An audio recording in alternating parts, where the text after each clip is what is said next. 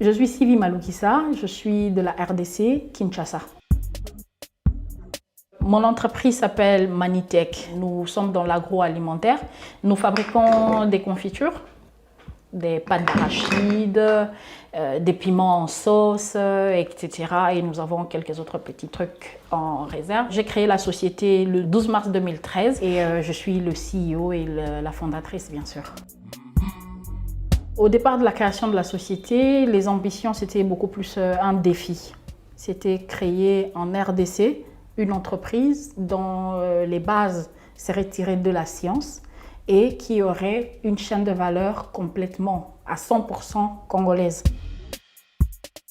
Nous avons des difficultés environnementales. L'environnement dans lequel nous sommes, on a des difficultés pour avoir du courant. On a du mal à avoir de l'eau courante. Ça, c'est des gros problèmes. On n'a parfois pas la possibilité ou on ne sait pas où aller pour tel ou tel autre papier.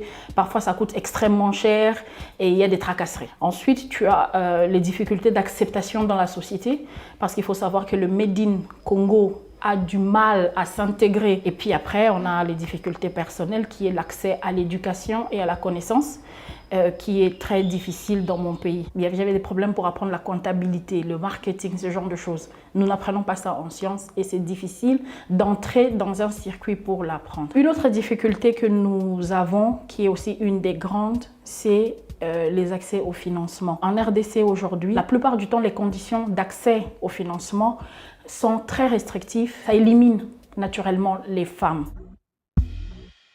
Étant scientifique à la base, et en créant une entreprise, j'ai eu beaucoup du mal à faire monter mon entreprise, au fait, parce que j'étais axée sur le produit lui-même. Et du coup, je me suis rendu compte que le plus important, c'est d'apprendre le marketing et la comptabilité. Parce que le marketing, c'est ce qui fait vendre et la comptabilité me permet de gérer. Et ça, c'est les deux compétences que je n'avais pas au début. Et c'est ce qui a fait que pendant 4 ans environ, nous avons piétiné. J'ai fait faillite plusieurs fois, je me suis fait insulter parfois. J'ai fini par comprendre et j'ai appris ce qui me manquait, que mon entreprise a quand même pris de l'ampleur. Mon objectif, qui est d'ailleurs la même chose que l'objectif de mon entreprise, c'est d'arriver à faire monter cette entreprise sur tous les différents niveaux d'agrandissement d'une entreprise, mais beaucoup plus pour prouver qu'en RDC, on peut faire naître une entreprise de rien. J'ai commencé avec 0 cette entreprise et je veux prouver que localement, en utilisant la main-d'œuvre locale, en utilisant les ressources locales et une chaîne de valeur locale, je peux monter une entreprise. Il faut savoir que les sociétés, les grands pays se sont bâtis sur la qualité de leurs entrepreneurs.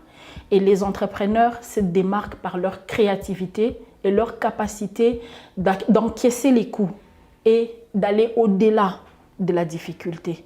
C'est ça que nous devons faire. Nous devons montrer aux jeunes qui viendront après nous, à nos enfants, que l'Afrique a changé. Nous ne sommes plus l'Afrique qui pleure.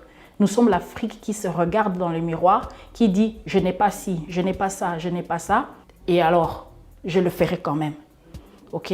Please, moi je veux qu'en Afrique, dans 20 ans, on puisse regarder un continent fort à cause de ses entrepreneurs, pas à cause de sa politique.